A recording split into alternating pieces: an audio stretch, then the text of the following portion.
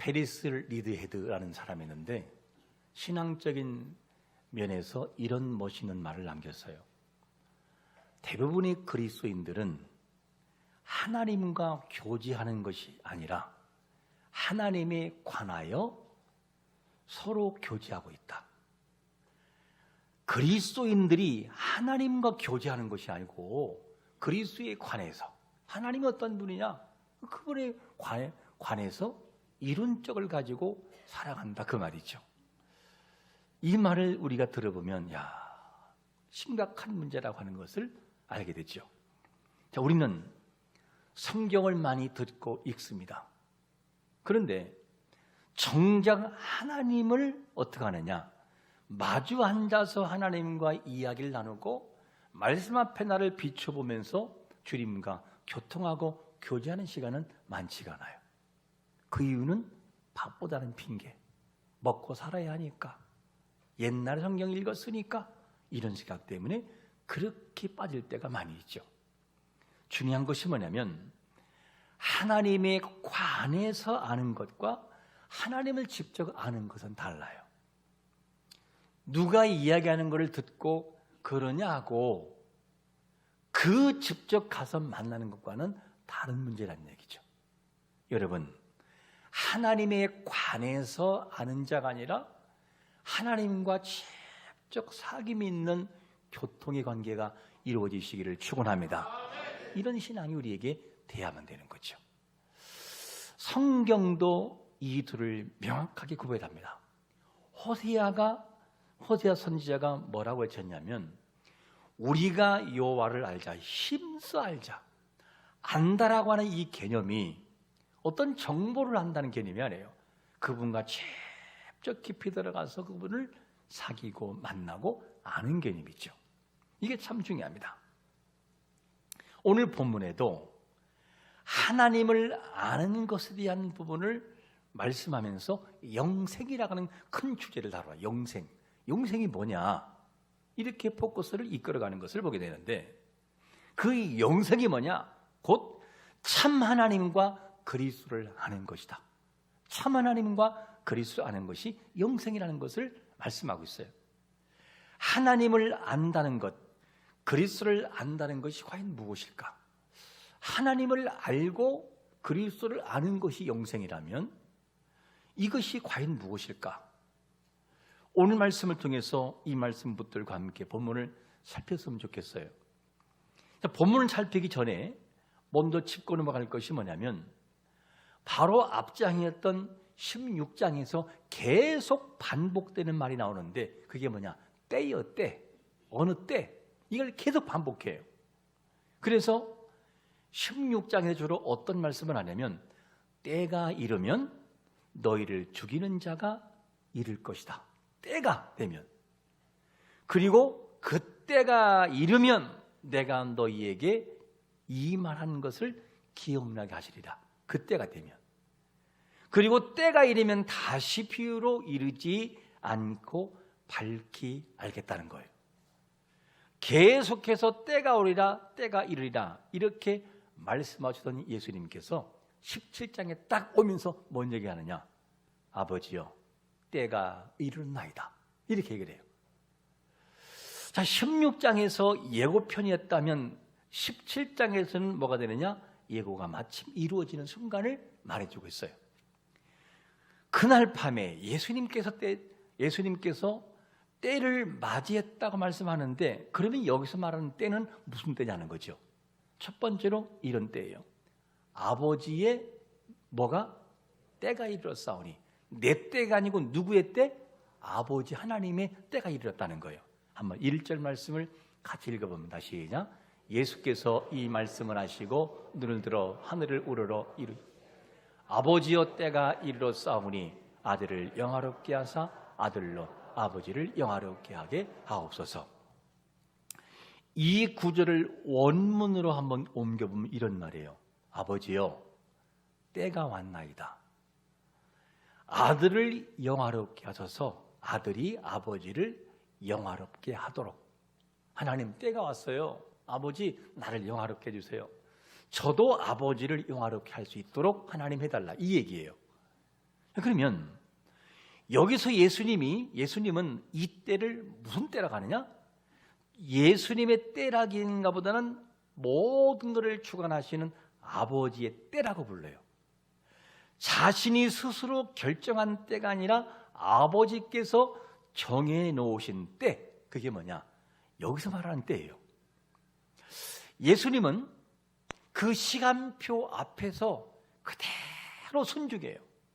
여러분, 하나님이 우리 이 땅에 보내시고 우리에게 부여하신 사명을 말씀 안에서 순종하며 나가는 자가 되시기를 축원합니다.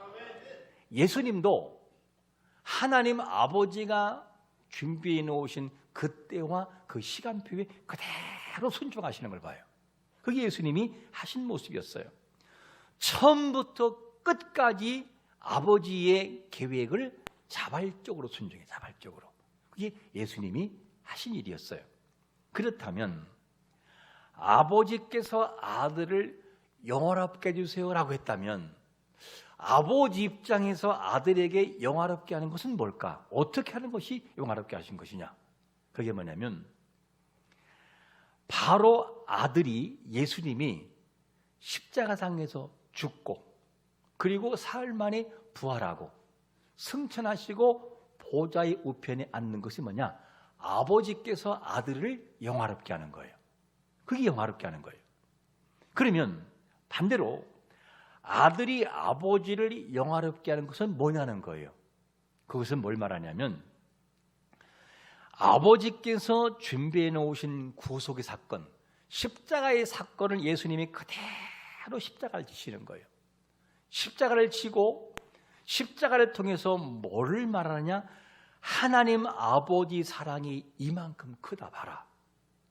하나님 아버지는 여러분들을 위하여 아들을 십자가상에 돌아가 죽게 하고 내가 죽었어요. 그리고 사흘 만에 부활했고 부활 성천했습니다. 보세요. 이게 하나님의 사랑입니다. 라고 하는 것을 예수님이 십자가를 통해서 드러내는 거예요.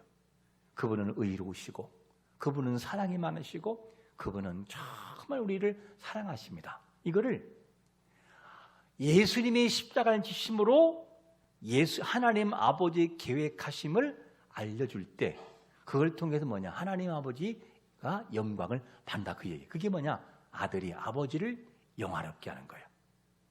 이 말을 다시 반복해서 말씀드리면 아버지가 아들을 영화롭게 하는 것은 아들이 그 십자가를 지시고 부활하시고 승천하시고 보좌에 앉는 것이었고, 아들이 아버지를 영화롭게 하는 것은 반대로 뭐냐? 십자가를 그대로 지시고 순종하시면서 나를 이 땅에 물으신 하나님의 그 위대한 사랑이 얼마나 큰가를 보여주는 것. 어떻게? 십자가를 통해서. 그렇게 하나님과 아버지와 아들이 그런 구속의 역사를 이루고 간다는 거예요. 여러분, 그 아버지의 사랑이 십자가를 통해서 드러난 사건이 뭐냐? 예수님의 십자가의 죽으심이에요. 십자가는 당시에 어떤 것이냐? 수치스러운 장면은 수치스러워요. 십자가 수치스러워요. 세상 사람들은 생각하기를 아이고 수치스러운 한 인생에 죽는구나 이렇게 받아들이지만, 그런데 이 십자가라고 하는 이 처참한 장면이 하나님 아버지가 보실 때는 뭐라고 하느냐? 그 자리가 뭐냐? 영광스러운 자리라는 거예요. 영광스럽다. 가장 낮아지고 가장 수치스러운 그 자리를 하나님이 영광스럽게 보셨어요. 왜? 하나님 아버지의 뜻을 따라 순종했기 때문에. 우리가 이 땅에 살아가는 동안에 예수 믿는 것 때문에는 고난이 있고 아픔이 있지만 그것이 하나님의 뜻을 이루어가는 장면이라고 한다면 하나님이 가장 귀한 것으로 보고 계신 것을 믿으시기를 축원합니다. 그것이 아픔이어도, 그것이 고통이어도, 그것이 눈물이어도 하나님 그걸 그냥 가장 귀하게 보신다는 거예요. 그 장면이 십자가를 통해서 적용해야 한답니다. 예수님의 십자가의 사건은 우연히 일어난 사건이 아니에요. 우리가 볼 때는 가룟 유다가 팔았으니까, 유대인이 완악하니까, 그러니까 어쩔 수 없이 십자가를 지신 것처럼 생각하지만, 그러나 그 십자가의 사건의 모든 시간표는 처음부터 아버지가 정해놓으신 시간표였어요. 그리고 예수님은 그 길을 조금도 피하지 않고 그대로 순종하셔요. 담대히 그 길을 걸어갑니다. 아버지는 그 아들에게 십자가를 지게 하시고, 아들은 아버지가 주신 십자가를 마다하지 않고 그대로 십자가를 지셔요. 이 장면은 뭐냐? 우리를 향한 하나님의 사랑이 얼마나 큰가를 보여주는 장면이에요. 예수님의 그 십자가의 시간표를 조용히 지셨고 담대히 순종하심으로 죽음에 이르신 그 사건으로 인하여 예수 그리스도의 십자가 구속의 은혜가 있기 때문에 우리가 지금 자유를 얻고 죄에서 해방받은 것을 믿으시기를 축원합니다. 그게 은혜라는 거예요. 바로 십자가의 은혜. 그런데 우리는 여기서 이렇게 질문할 수 있어요. 예수님은 그러면 왜 십자가를 지시면서 원망을 하지 않았는가? 십자가가 얼마나 수치스러워요. 얼마나 힘들어요. 근데 예수님이 원망을 하지 않아요. 원망하지 않고 십자가의 무거운 십자가를 말없이 다 짊어지거든요. 왜 주님은 원망하지 않았을까 하는 질문이에요. 그 답이 다음 절에서 두 번째로 뭐라고 말씀하냐면, 아버지께서 아들에게 주신 이들에게 뭐 하려고? 영생을 주기 위해서 원망하지 않고 십자가를 지시는 거예요. 한번 이 말씀을 2절 말씀을 같이 읽어볼까요? 시작. 아버지께서 아들에게 주신 모든 사람에게 영생을 주게 하시려고 만민을 다스리는 권세를 아들에게 주셨음이로소이다. 자, 원문을 한번 풀어보면, 원문 띄워주시면 이런 말이에요. 아버지께서 아들에게 만민을 다스리는 권세를 주신 것 같이 아들도 아들로 하여금 아버지께서 주신 모든 자에게 영생을 주게 하려 하심이니이다. 목적이 뭐냐면, 예수님께서 십자가를 지시고 원망하지 않은 것은 하나예요. 아버지가 아들에게 주신 자들을 살려내기 위하여 끝까지 십자가를 지셨다, 그 말이에요. 그게 하나님의 사랑이에요. 여러분, 아버지는 아들에게 온 세상을 다스리는 권세를 다 부여했어요. 근데 그 아들 예수님이 권세를 사용하는 목적이 어떤 것이냐? 세상을 지배하는 방향이 아니라 아버지께서 주신 사람들에게 영생을 주시기 위해서 자기 몸까지 다 드려버려요. 그냥 그게 하나님의 사랑이에요. 예수님 받으신 크신 권세는 처음부터 끝까지 우리의 구원을 위한 것이라는 사실을 믿으시기를 축원합니다. 그게 하나님의 사랑이에요. 그래서 원망할 수가 없는 거예요. 아버지의 뜻이 그렇게 우리를 살리는 것이 아버지의 뜻이니까. 여러분, 하나님이 우리에게 주신 건강과 물질과 모든 은사는 뭐냐? 우리 자신을 위해 쓰는 것만이 아니라 하나님이 우리에게 부여하신 그 십자가 사랑을 기억하면서 복음을 위해 사용되는 자가 되시기를 축원합니다. 복음 위한 것이 단순 복잡한 게 아니에요. 나에게 주께서 십자가 은혜를 통해 구속을 주었으면 구원받은 우리는 이웃에게 달려가서 사랑을 보여주는 거예요. 어떻게? 하나님의 사랑이 이렇다라고 하는 것이 고구마 한쪽이 될 수 있을 것이고, 말 한마디가 참 그에게 상냥하게 대하는 것이, 그것이 복음의 간접적 영향력이에요. 그러므로 그로 하여금 예수 믿는 사람 다르다. 예수 믿는 사람은 다르네. 나 저렇게 저 사람 믿는 하나님이라면 내가 믿어야 돼. 이렇게 우리가 복음의 확산을 이루어가는 거예요. 내 가진 은사를 가지고 나를 자랑하기 위한 목적이 아니라 하나님이 기뻐하신 일을 위해서 하나님의 영광에 봉사하고 일하고 수고하는 것은 뭐냐? 그게 복음의 모습으로 흘러가는 거예요. 이런 역사가 우리에게 있으시기를 축원합니다. 그러면 아버지께서 아들에게 주신 자들을 위해서 예수님은 십자가를 지셨다면, 그럼 구체적으로 아버지께서 아들에게 주신 자들이 누구냐는 거예요. 누구? 그게 누구예요? 이 질문이에요. 본장 6절은 읽지 않았지만 6절에서 이렇게 우리에게 답을 주고 있어요. 세상 중에서 내게 주신 사람들에게 내가 아버지의 이름을 나타내었나이다. 그들은 아버지의 것이었는데 내게 주셨으며 그들은 아버지의 말씀을 지켰나이다. 세상 중에서 내게 주신 자들. 이 말씀 보면 두 가지 사실이 담겨져 있어요. 첫째가 뭐냐? 첫째는 세상 중에서. 세상 중에서 말이 뭐냐면, 이 말은 세상의 모든 사람을 위해서가 아니고 세상 가운데 구별된 사람이 따로 있다, 이게 얘기예요.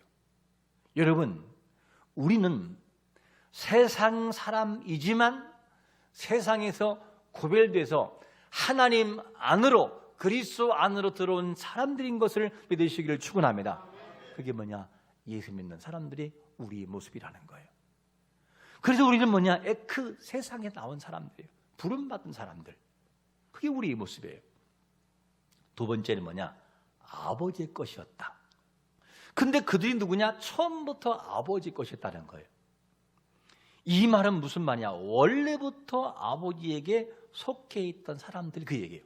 이 말을 정리하면 주님께서 십자가를 지신 것은 세상 속에 아버지가 구별된 사람, 그들은 처음부터 아버지의 것이었고 아버지의 계획 속에 있던 사람들이었습니다. 나는 그들을 위해서 십자가를 지신다는 거예요. 놀랍지 않나요? 그러므로 우리는 예수를 믿어 하나님을 아버지라 부를 수 있게 된 것은 뭐냐면 우리가 처음부터 하나님의 소유였기 때문에 이 은혜가 지금 우리에게 흘러오고 있음을 믿으시기를 축원합니다. 처음부터 우리는 누구냐? 하나님의 것이었다는 거예요. 그거를 반대로 역추적해서 내가 예수 믿고 있구나. 이 믿는 것은 그냥 된 것이 아니었고 하나님이 이미 만세전부터 나를 그리스도 안에서 택하심의 은혜가 있었기 때문에 내가 고백하고 믿는 것이구나. 주여 감사합니다. 구원받은 은혜를 감사합니다. 이 고백이 우리에게 있어야 되는 것이죠. 그런데 이 모든 것은 내가 잘나서 한 것도 아니고 내가 의로워서 된 것도 아니라 처음부터 하나님의 소유인 우리가 때가 되므로 성령이 내 마음을 열어 십자가의 구속의 역사를 믿어지게 만들고 그 믿음을 통해서 영원한 생명에 주어진 은혜가 지금 우리에게 흘러오고 있음을 믿으시기를 축원합니다. 그게 은혜라는 거예요. 바로 십자가의 은혜. 이 택하심의 은혜가 있는데 이 은혜를 9절에서 예수님은 뭐라고 말하냐면 이들을 위해 기도하는데 내가 누구를 위하여? 그들을 위하여 기도한다 이렇게 말하고서 내가 그들을 위해서 내가 비옵는 것은 세상을 위함이 아니고 누구를 위하여? 내게 주신 자들을 위하여서 기도한다는 거예요. 내게 주신 자. 그게 누구예요? 바로 여러분들이라는 거예요. 이거 얼마나 위대한 사건이에요. 이 자들, 내게 주신 자들이라고 하는 이 말을 신약 성경에서 에베소서 1장 4절과 5절에 가면 명확하게 보여져요. 우리 같이 한번 읽어봅니다. 시작. 창세전에 그리스도 안에서 우리를 택하사 우리로 사랑 안에서 그 앞에 거룩하고 흠이 없게 하시려고 그 기쁘신 뜻대로 우리를 예정하사 예수 그리스도로 말미암아 자기의 아들들이 되게 하셨으니 우리는 창세 전부터 그리스도 안에 이미 택함 받은 자들인 것을 믿으시기를 축원합니다. 창세 전에 우리는 없었어요. 그런데 하나님이 그리스도를 대표로 세워서 우리를 그 안에 포함시켰다는 거예요. 그게 그리스도 안에 있다는 얘기예요. 이 말을 좀 더 쉬운 말로 이렇게 한번 그림을 그려볼까요? 저 중3 중에는 우리 어린아이들이 있어요. 아가들이 지금 안고 있는데 저 아가들은 엄마 뱃속에 있을 때 태어나지도 않았어요. 청년들이었어요. 근데 벌써 아기를 낳고 저렇게 예쁘게 아이를 양육하고 있어요. 근데 아기들이 태어나지 않았을 때 자기 스스로 숨쉰 게 아니고 태어나지 않았을 때는 뭐냐? 스스로 밥도 먹은 것도 아닌데 아기가 엄마 뱃속 안에 있었기 때문에 엄마 영향을 받은 거였어요. 산소도 어디로 숨을 쉬어요? 산소. 입으로 숨을 쉬어요? 탯줄을 통해서 산소가 공급되는 거예요. 음식은 어떻게 해요? 엄마가 먹은 영양분이 아이에게 가는 거예요. 모든 것이 엄마로부터 시작이 되고 엄마로 통해서 영양분이 다 하고 살게 되는 거죠. 아기가 잘나서 그렇게 된 게 아니고 누구 안에 있기 때문에? 엄마 뱃속에 있기 때문에. 우리가 위대해지는 것은, 우리의 생명이 보존되는 것은 어떤 원리냐? 처음부터 그리스도 안에 있는 우리이기 때문이에요. 내가 들어간 것이 아니고 하나님 아버지가 이미 당신의 시간 속에서 창세전에 그리스도를 대표로 세우시고 우리를 그 안에 포함시켰다, 그 말이에요. 그게 그리스도 안에라는 원문의 뜻이에요. 그래서 그리스도 안에라는 이 말은 어떤 거냐? 우리 스스로 무엇인가를 잘해서 얻어지는 것이 아니라 그리스도 때문에 그리스도의 의로움과 생명과 사랑이 우리에게 누리게 되는다, 그 얘기예요. 그렇다면 우리는 우리 안에 거하시기에 이 사실, 우리가 그리스도 안에 거하도록 하신 것이 누구냐는 거예요. 바로 하나님이라는 거죠. 이 말을 보면 와, 우리가 예수 믿는 사건은 우연이 아니라 이미 만세전에 하나님께서 창세전에 그리스도를 대표로 세우시고 우리를 전부 그 안에 포함시켜 놓으셨구나.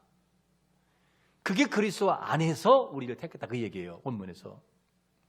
그러므로 우리를 그리스도 안에 있게 하시고 그 은혜를 누리게 하신 것이 누구냐? 창세전에 예비하신 하나님의 은혜임을 믿으시기를 축원합니다. 그러니까 예수 믿는 것이 단순한 게 아니에요. 얼마나 은혜가 깊이 담겨 있는지를 알게 되는 것이죠. 그게 누구냐? 우리라는 것이죠. 한번 옆 사람에게 인사하겠습니다. 그것이 바로 집사님이십니다. 할렐루야. 하나님의 은혜요. 은혜로 이곳에 왔음을 믿으십니까? 은혜로 이곳에 우리는 서 있는 거, 하나님의 은혜. 진짜 은혜예요. 예수님이 아버지의 뜻을 따라 십자가를 지시고 아버지를 영화롭게 하신 것은 결국 아버지께서 주신 자들에게 영생을 주시기 위함이었다. 그래서 십자가를 지시는 사건이 지속이 되는 거였었어요. 그렇다면 주님께서, 아버지께서 아들에게 주신 자들을 위해서 영생을, 십자가를 주었다고 한다면, 그렇다고 한다면 여러분, 영생을 주시기 위함이라고 한다면 영생이라는 것이 뭐냐는 거예요. 이거를 알아야 되겠어요. 영생이 뭐냐? 영생이라고 하는 것은 대체 뭐냐면 세 번째로 뭐라고 말하냐? 유일하신 참 하나님과 예수님을 뭐라고요? 아는 게 영생이라는 거예요. 3절 한번 볼까요? 시작. 영생은 곧 유일하신 참 하나님과 그가 보내신 자 예수 그리스도를 아는 것이니이다. 영생이 뭐냐? 영원한 생명과 영원한 구속의 은혜를 누리는 것이 뭐냐면 하나님 아버지를 아는 것과 예수님을 내가 아는 것이 뭐냐? 곧 영생의 출발이라는 거예요. 이 절에서 영생을 주시겠다고 말씀하신 후에 예수님은 곧바로 영생이 무엇인지를 설명해 주고 있어요. 참 여기서 이렇게 물을 수 있잖아요. 그러면 아니 왜 갑자기 영생 얘기를 꺼내실까 하는 질문이죠. 왜? 뭐든지 배경사가 있어요. 사람도 뭐가 아프면은 뭐가 있죠. 저녁에 먹었던 닭도리탕 너무 매워가지고 배가 아프든지 뭔가 이유가 있어요. 그럼 여기서 예수님이 왜 영생이라는 얘기를 구체적으로 꺼내는 것일까 하는 질문이에요. 바로 앞장 16장에서 예수님이 어떤 말씀을 제자들과 나눴냐면 제자들에게 이런 말씀을 했어요. 내가 너희를 떠나 아버지에게로 간다는 거예요. 그러면 제자들의 입장에서는 뭐냐면 3년 동안 예수님과 함께 사역을 하면서 귀신도 쫓고 죽은 자도 살리고 기적도 보고 이적도 보았단 말이에요. 그런 데가 의지할 대상이신 예수님이 떠나간다라면 얼마나 마음이 불안하겠어요. 불안할 게 아니겠어요. 근심에 빠질 수밖에 없었어요. 그게 누구냐? 제자들의 모습이었습니다. 그런데 여기서 영생이라는 얘기를 꺼내는 것은 뭐와 같은 것이냐? 위로의 말이에요. 위로. 어떤 위로냐? 내가 육체로는 너희를 떠나간다. 하지만 너희는 내가 누구인지를 알고 있지 않느냐? 내가 이곳에 없어도 영원한 생명인 나를 알고 하나님 믿은 너희에게는 이미 영생이 너희에게 소유가 됐어. 그러니까 내가 있든 없든 이미 너희들은 구원을 받았고 영생을 얻은 자들이다. 이 얘기를 위로의 장면에서 하고 있는 거예요. 우리는 보통 영생 그러면 뭘 생각하느냐? 죽은 다음에 천국 들어가서 영원히 사는 거, 이 얘기를 해요. 이게 영생이라고 보통 생각을 합니다. 그런데 이것이 영생이라는 측면만이 그분만을 말하는 것이 아니라 성경이 말하는 영생은 그보다 훨씬 깊어요. 어떤 것이냐? 영생이라는 주체는 하나님의 신적인 생명에 참여하는 거예요. 생명에 참여해요. 이 땅에 있든 천국에 있든 죽음이 끊을 수 없는 생명, 그리고 하나님과 그리스도를 아는 인적인 관계에서 이어지는 영생을 말합니다. 여기서 영생이라는 것은. 그러면 영생을 구체적으로 한번 살피면 어떤 것이냐? 요한복음 5장 24절에서 이렇게 말하잖아요. 내 말을 듣고 또 나 보내신 이를 믿는 자는 뭐하고요?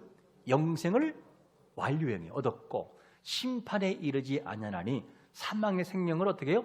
옮겨서 완료형이에요. 옮겨서 이미. 무슨 말이냐? 얻었다라는 이 말은 미래에 일어난 미래의 일이 아니라 지금 이 순간 여기에서 소유되는 거예요. 소유되는 사실을 얘기합니다. 영생은 죽어서 보상받는 것이 아니라 하나님과 그리스도를 아는 관계 안으로 들어가는 바로 그 순간, 내가 하나님을 알고 내가 예수님을 믿는 순간, 그 순간 거기에서 영생이 시작되는 걸 믿으시기를 축원합니다. 그래서 지금 죽어도 예수 믿고 믿으면 영원한 생명으로 들어가는 거예요. 죽어봐야 영생을 알 수 있는 게 아니고, 내가 예수님을 믿고 하나님을 믿고 아는 그 순간 나의 구원 하나님을 통하여 나오는 생명의 영생이 내게 그대로 적용되는 거예요. 그리고 그 순간 영생이 지금 여기에서 주어지는 것입니다. 영생은 죽은 다음에 가는 것, 어떤 장소의 개념만이 아니라 예수님을 믿는 그 관계 속에서 바로 그 순간 시작된다는 사실을 믿으시기를 축원합니다. 병중에 있어도 예수 그리스도를 영접하는 순간 뭐가 됩니까? 그곳에 영생이 임하게 되는 거예요. 그리고 죽음 위에 영원한 그 나라로 들어가는 것이죠. 영생은 미래 일이 아니고 지금 여기서 누구를 통하여? 예수 그리스도를 믿는 믿음을 통하여 이루어진다는 거예요. 이거를 항상 잊지 말아야 돼요. 그러면 여기서 안다라고 하는 개념이 뭐냐? 하나님을 알고 그리스도를 아는 것이 영생이라고 한다면 뭐가 이거 안다는 거냐는 거예요. 이거를 알아야 되지 않겠어요?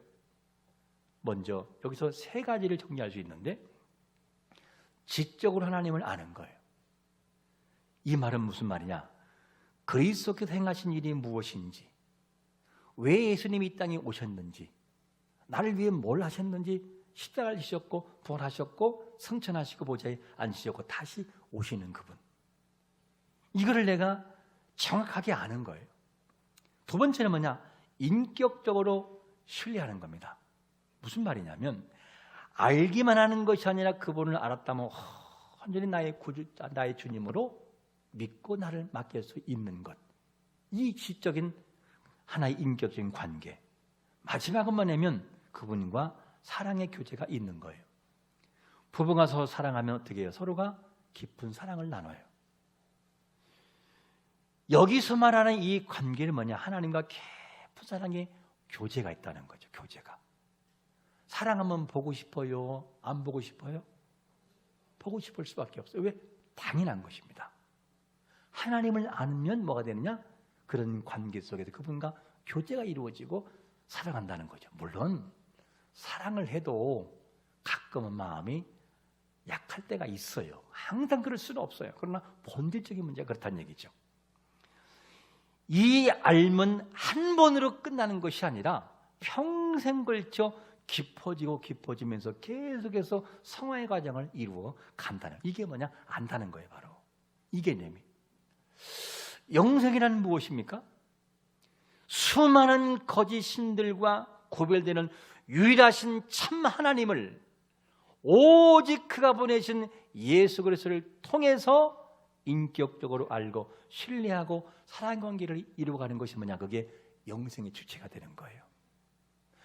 예수님을 통하여 예수님 보내신 하나님 아버지를 알고 그 하나님께서 나와 함께 한다는 사실을 믿는 자가 되시기를 축원합니다. 그것이 안다는 거예요. 바로 안다는 개념이 그 예수 믿는 거예요. 바로 오늘 말씀을 통해 우리는 세 가지의 부분을 한번 살펴봐야 됩니다. 첫 번째가 뭐냐면 하나님 아버지께서 정하신 때에 아들이 그대로 십자가를 지는 순종을 보이셨다. 그 순종의 목적이 뭐였느냐? 원망하지 않았던 이유는 뭐냐? 아버지가 누구에게? 아들에게 주신 자들을 위해서 영생을 주시기 위해서 십자가를 지신 사건이었다. 그리고 그 영생이 뭐냐? 곧 하나님과 그리스도를 인격적으로 아는 것이 곧 뭐냐? 그게 영생의 기본이 되는 것이다. 말씀드렸어요. 우리는 오늘도 여기 앉아 있는 것은 우리의 잘남도 아니고 우리의 의도 아니에요. 창세 전부터 우리를 누구 안에서? 그리스도 안에서 선택하심으로 우리를 연합시켜 놓았기 때문에 우리는 그 안에서 하나님의 사랑을 느끼고 살아가는 주체가 되는 것이죠. 그게 은혜라는 것이죠. 그러므로 우리가 힘들고 신앙이 흔들릴 때에 나를 붙드신 주님의 손을 바라보시기를 축원합니다. 오늘 말씀을 통해 우리가 예수님이 어떤 분인지를 분명히 마음에 새겼다면 예수님이 영생이셨구나. 하나님을 아는 것이 영생이구나. 다른 것이 아니라 영생은 예수님을 믿는 그 순간 출발되는 것이었다.